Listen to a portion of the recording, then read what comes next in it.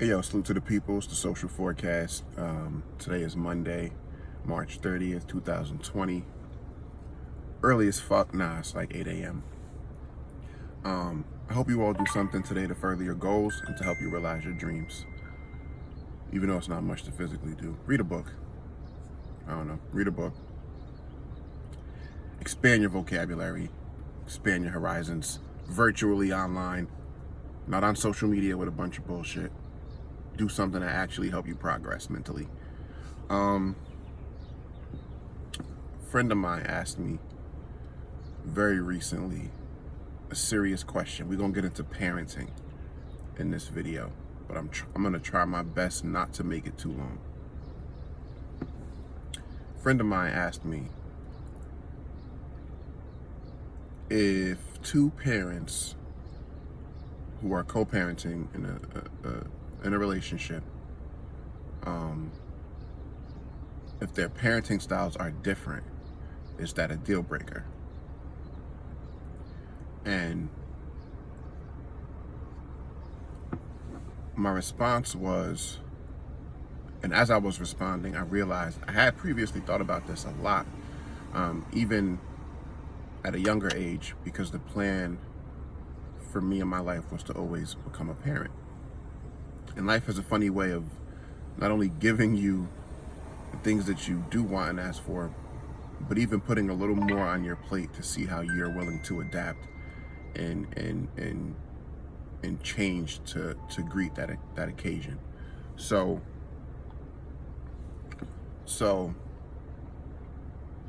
as I start to answer this question and have this dialogue with this friend of mine, I start realizing it's really not a simple and straightforward question. My short answer was, yes, it can be a deal breaker, with the caveat that it depends on the situation of what those parenting styles are and what are we referencing, and then also the parent, what type of parent, surface level, what type of parent you are. What I mean by that is, are you the biological parent? Are you the step parent? Are you getting into a relationship with someone who has a kid and now you're that new person just being introduced into that dynamic? Because there's so many different factors, and each one, I believe, requires a slightly different approach on the part of the parent who is the step parent or the person who's newly introduced to that situation. But the part of the parent who is introducing that step parent or that new person into that situation, even if there's not a marriage that takes place, that parent's role should be relatively uniform. But let's get into it.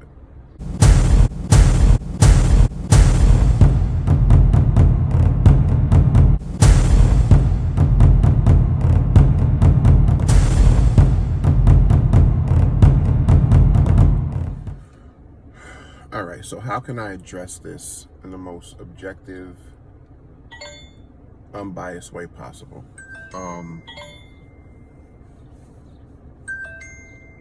All right, let's address you couples out there, and I don't care if it's heterosexual, same-sex couples, doesn't matter. The underlying principles really shouldn't change here. You start dating someone, let's not even say dating. You decide to move in with someone, cohabitate with someone, and that person has a child. And let's say you move into that environment, meaning the person that you're dealing with has a child, and up until whatever point the relationship gets more serious, you both have separate dwellings. Obviously, any person is going to respect that partner's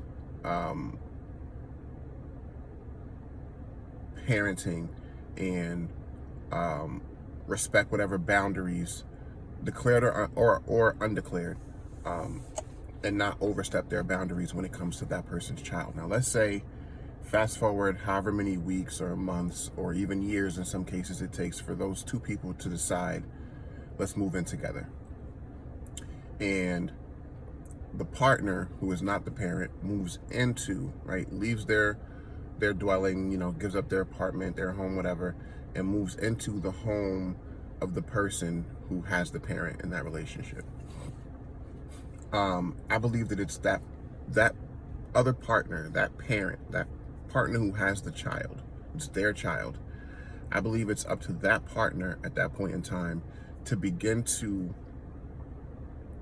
provide access and make it comfortable for that other partner coming into that environment and that situation to feel comfortable with wanting to assert themselves, so to speak, as a parent in some way, shape, or form, and provide and offer feedback not only to that child or children, but to that other parent, right? It needs to start to be a team effort at that point. And obviously there are stages, right? And there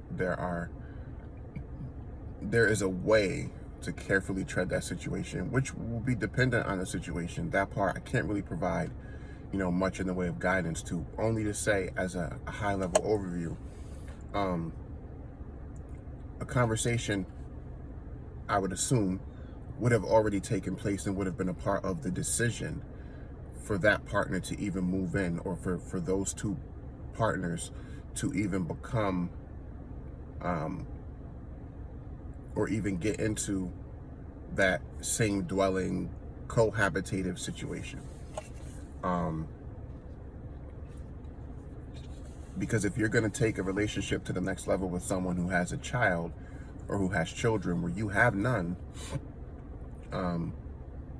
that should be one of the heavier parts of the discussion when you're deciding, should we take this to the next step? Should we move in together? Because if you're dealing with a partner who has a child or who has children, and you're serious enough to get into a relationship and then serious enough to take that relationship to the next level, it should not only be assumed by both parties, but it should be discussed that we're now going to become, in some way, shape, or form, a family unit.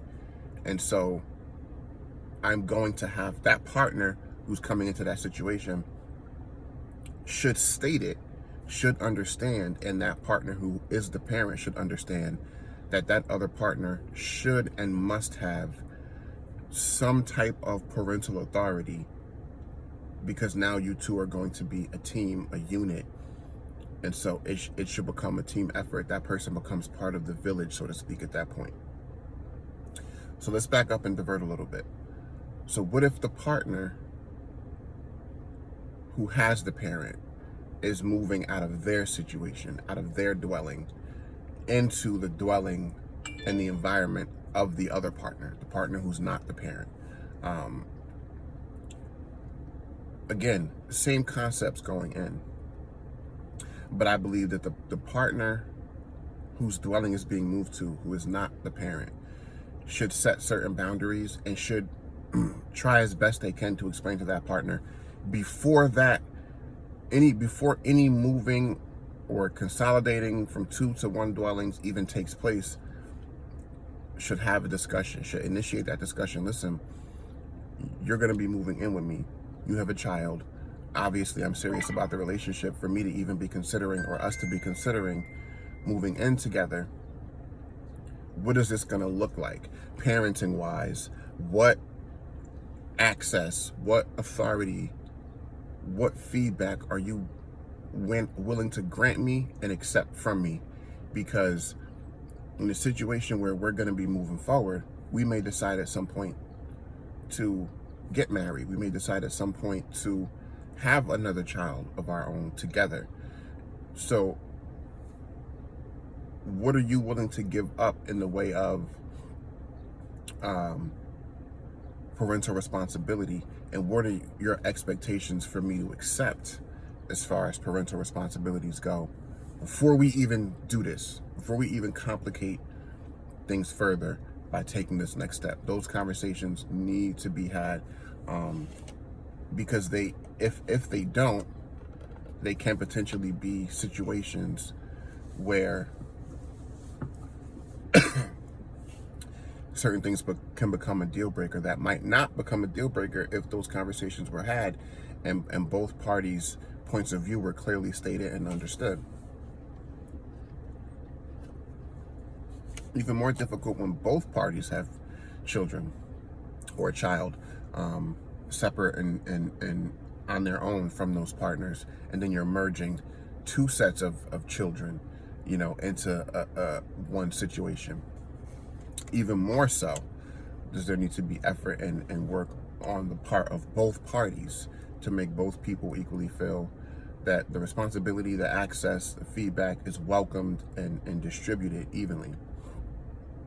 The only situation where I can see that becoming problematic, or the only situation where I can see there potentially being more that may need to be discussed, or more caution that may need to be taken, is when in those situations where it's that new partner, that person in the partnership or the relationship who has a child, but then the other parent, whether you're male or female, that other biological parent who is an active parent, very much involved in the parenting of their child, because no new partner should ever be placed parenting wise over the other biological parent who's actively involved day to day in that child's life.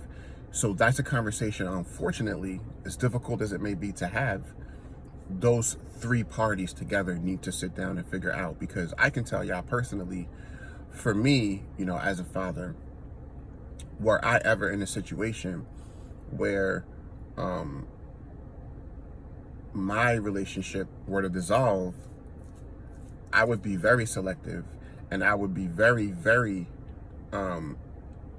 direct and matter of fact in my position that whoever you plan to have around my children, that shit better go through me first. I better meet that person. I better be okay with that person being around my children. And then any decision that's made, I'm the primary person making that decision before that other person, because I am the parent, not that other person. Not in a situation where just you and that other partner. At that point, it becomes a team effort, so to speak, where there's no other parent to assert their rights or their position as a parent. But when it's that situation where I have children with someone, our relationship doesn't work out, me or that person gets into another situation that becomes serious with another person, I could never put a partner of mine who does not share those kids with me, I can never put their feedback or their position over the position of the mother or the other parent of my children, the two people who actually made those kids together, because it's disrespectful, it's unnecessary, and and this is what a lot of people do, I think, that causes big issues in relationships, period, but especially the ones where two people who co-parent, who are no longer in the relationship, move on to other relationships. The big mistake that's made is those parents failed to have that same level of respect for each other as parents. I don't care if my children no longer lived under the same roof as me. Any decision that takes place regarding them, their upbringing, things that they're going to be doing, whatever, even the people that they're going to be around as far as other adults are concerned, there is not another person whose decision should weigh more heavily than mine as the father of my children. So that, for the people who are in that situation, that's a whole different situation that requires a lot more patience, a lot more maturity. And unfortunately, my best answer for, can parenting styles affect a relationship so much so that it becomes a deal breaker? Unfortunately, 9 cases out of 10, even if the answer is yes, you can't unfortunately know that until you have children with that person. The best case scenarios are those people in situations where you're coming into a relationship, you don't have kids yet, that person has a child or some children, or you're married in a situation where you're the step parent. That's your best way to see what that will potentially be like down the line, and for you to take those observations and decide at that point, do I want to introduce children of my own with this person into the situation, now having seen, what their parenting style is like. But then also, what are the ages? There are certain specifics that were provided to me in this situation where the friend asked me this question. For anybody else who's seen this video who might have these same questions, because I'm sure a lot of us do, you have to factor in certain things. You have to factor in the age of that child or those children at the point in time that you're being introduced into that situation. Because, if a child is still a baby, or if a child is in their toddler years, there are different approaches that may need to be made. There may be more importance there for you to be allowed access and responsibility and certain authority levels. If that child is in their adolescent years, you know what I mean? Or if they're in their teenage years or older. There are different stages in a child's life, from infant to adolescence and early adulthood, that when another potential parent or a person who's going to play that parental role, because they're going to be a part of that nucleus, there are varying roles that may need to be assigned. But I think the basis here is conversations need to be had. These things need to be figured out before dwellings become co-dwellings, cohabitation, because once you're in that situation, you're going to start to see things, experience and feel things that you couldn't possibly have foreseen by talking about.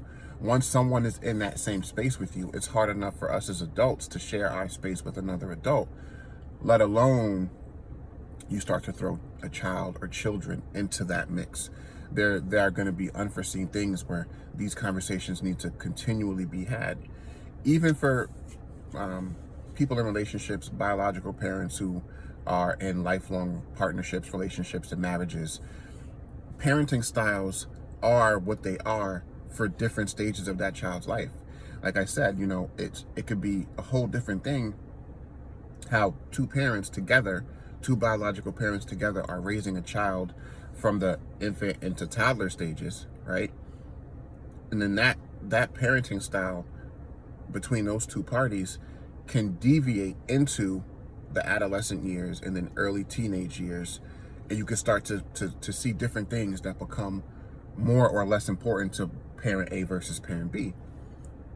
What I will say is, for people who are considering getting into a relationship with someone who has a child, who's a parent, and you're not, first, before you even get to the point where you want to take that relationship to the next level, consider, do you want to be a parent? Do you at some point want kids of your own, or the responsibility of having to help raise and guide and teach a child? Because if you don't, there's really no reason for you to be involved with someone who has children. And while this should be one of the first or second things that should be talked about and thought about for people who get involved with each other, unfortunately, not enough people do that. Most people don't do that. That's an afterthought, and then later on, those new issues are introduced into a relationship that's already going to be flawed, because all relationships are flawed. And then last, I would say,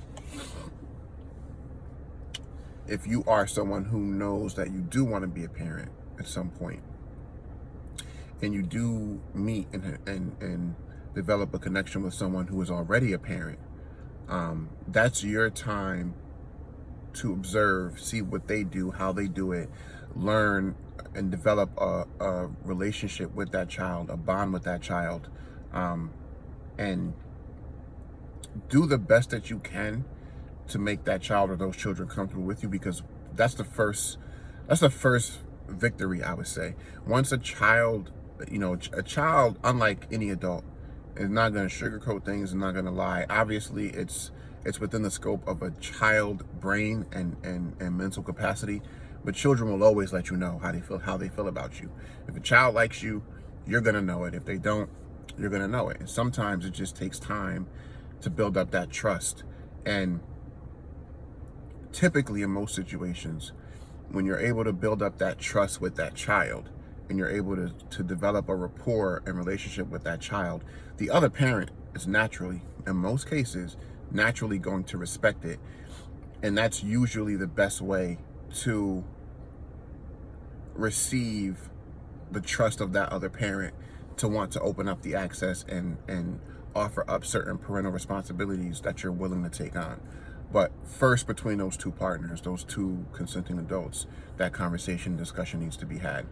For the people who are in the relationship types where I touched on, where there's that other parent on the other side who's, like I said, very much involved, just those two people just didn't work out in the relationship.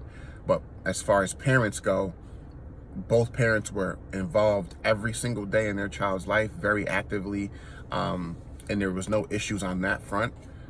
The biggest mistake you can make, if this is you, is moving on to a new relationship and no longer respecting the boundaries of that other person. I don't care if you move in with this new partner. I don't care if you eventually get married to this new partner. Yes, that other partner becomes a step parent at that point. But I don't care what the family dynamic now looks like. And I don't care how much you may be into this new partner. You cannot shut out a parent because you're no longer with them when that parent is actively involved in doing everything that is supposed to be done by them as a parent for their child, because you wouldn't want someone to do that to you. A parent has their rights and will always have their rights unless something happens that is outside of the well-being of that child. But if that parent is doing what they're supposed to every day and taking care of their child and being involved, you don't have the right, you don't have the privilege to shut them out or to make decisions around and above them just because that relationship dissolves and a new partnership takes place at that point. So for those of you who are in those situations, it's a little less stressful, it's a little less straightforward. But please take the advice of what I'm saying. These are potentially very volatile situations when you have the two people who break up, get into different relationships, and then the kids are being exposed to different people, and now one person's valuing what that new partner is providing for feedback as far as the kids are concerned, and the other parent, the other biological parent, who, like I said, is very involved, that person, what that person thinks and says and feels concerning their biological children should never take a backseat to another partner, no matter how long you've been with that other partner.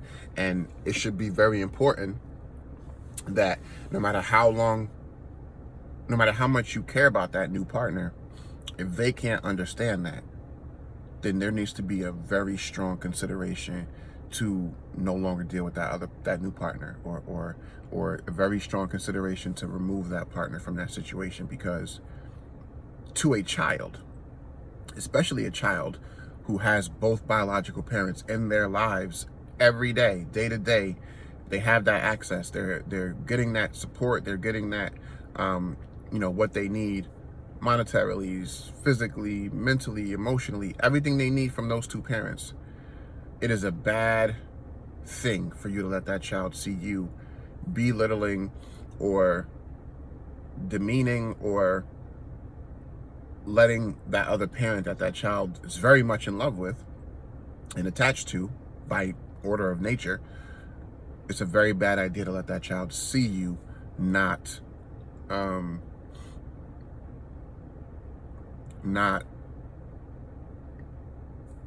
holding that other parent in high regard when it comes to decision making and when it comes to being involved in that child. And you don't want that child to see you putting another person, mother or father, over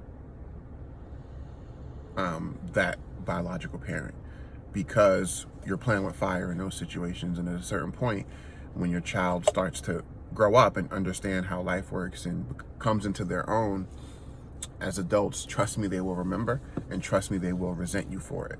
And I've seen it happen too many times, and it shouldn't happen. There should be no reason why it should happen. And for the parents who are dealing with those situations, right? The mother or the father of your children is doing that to you in their new relationship. You need to, in however way possible, prevent that from happening. Fight against that happening. Don't ever forget that as a parent, as a good parent, and as someone who's never stepped outside of their role as a parent, and as someone who's never had their rights taken away by the court to parent that child, your rights are your rights. And do not let that other person take those rights from you, because they don't have the power to do that. Obviously, this situation, this scenario is much more in depth than I've been able to go into in 22 minutes, but I don't want to make this video too long. But just as a high-level overview, I hope that this has answered the question, not only for my friend, but also for anybody else out there who may have dealt with or may be dealing with this situation and not sure. They're in that new relationship point right now where they're not sure if it should go to the next level, or they're not sure how it would look. Never be afraid. This is the best advice I could provide, period, for any adult relationship. Never be afraid to have a conversation, even if, and in some cases, especially if, that conversation could potentially lead to those parties no longer deciding to deal with each other. Losing a relationship that you may think you're into, especially when it's early on, is always going to be better than not having the conversation and potentially spending long years of your life in a bad relationship, or a relationship that is not quite as good as it could have been because you were afraid to have those fights or arguments or discussions. Because if someone's not compatible for you, they're just not compatible for you. Doesn't matter how much time passes. And if two parenting styles are in so much of a conflict with each other that you just can't resolve, and you can't compromise and make those decisions together as co-parents, and know what to give up when, and be able to decide, okay, this is not how I was raised, this is against what I feel, but you know what, let's try it a different way. If you're unwilling to do that in every situation, always unwavering, period, that situation's probably a deal breaker, and it's better to know those things sooner than later. Here is the caveat and the exception. The relationship doesn't have to work. But if you're that person having that child with that other person, unfortunately, you already made that decision. You don't get to say, we don't parent well together, I'm out, have a nice life. You don't have to be in that relationship, but you don't get to abandon that child. Once we bring children into the world, because the only way for children to come into the world is based on the actions that we decided to participate in together. Any person you lay down with, as I always say, is potentially the next mother or father of your child. Once you bring that child into the world, you are stuck in some ways with that person forever. So as far as the parenting goes, you're just going to have to, you know what I'm saying, strap up your boots and do the best you can. But you don't get to abscond from that situation. You created that situation. There's another whole living being that is now reliant on you and the wisdom and the guidance that you have to offer and provide. And that's what I would say about that. Anyway, I hope it wasn't too long for everybody who made it to the end of this video. Obviously, you are among those who are most interested and curious about really learning these situations and really wanting to be involved and really understanding the importance of what I'm saying, because these are the types of conversations that too many of us don't have. And these are the things when we come across online or on TV or wherever, we don't want to pay attention to. We want the ratchet shit. We want the pranks. We want the funny stuff. We want the twerking videos. We want all of that. That's cool. Have your entertainment. Never gonna say don't. But these are the things that move us forward in life. These are the types of conversations that help keep us close. I don't pretend to know everything, but just the conversation, just bringing these topics to the table with this platform, I think makes this platform very important, makes what I'm saying very important. Not about you agreeing with me or me being right or wrong, what makes what I'm saying necessary as a part of daily consumption is the content, what the topic is about, because it's that thought-provoking shit. What would I do in this situation? Or shit, I was just in that situation. These are the things that makes platforms like mine important. But unfortunately, these aren't the type of platforms that typically get the traffic or the views or the subscriptions. It's the ratchet shit, and that's fine. You gotta have that, right? You gotta have a way to unwind. You gotta have something to laugh and have fun about, and that's cool. And we do that here too, every now and then. But when I come through and I offer up these things, I don't pull this shit out the air. Either I've gone through these things myself, I've personally seen people go through it, or in the mix of my day and with what I do for work, the dozens of people that I encounter on a daily basis, these are stories that people feel comfortable enough sharing with me. And so I bring these topics to you all so that we can break them down together. And even if for people who never comment and just come through and just watch and listen, as long as you're processing what's being said, as long as it's something that is adding to your day and giving you a moment of pause to really think about it and be like, damn, you know, that makes a lot of sense. Or I might not agree or approach it that way, but at least now my mind is open to there being possibilities outside of what I may have thought there were. So I do this. But I don't pretend to know everything. I just know what I know. It's the Social Forecast. It's the realest channel online. If you're not subscribed, you're out your fucking mind. Let me know what y'all think about this one, and I'll see y'all in the next one. Peace and love.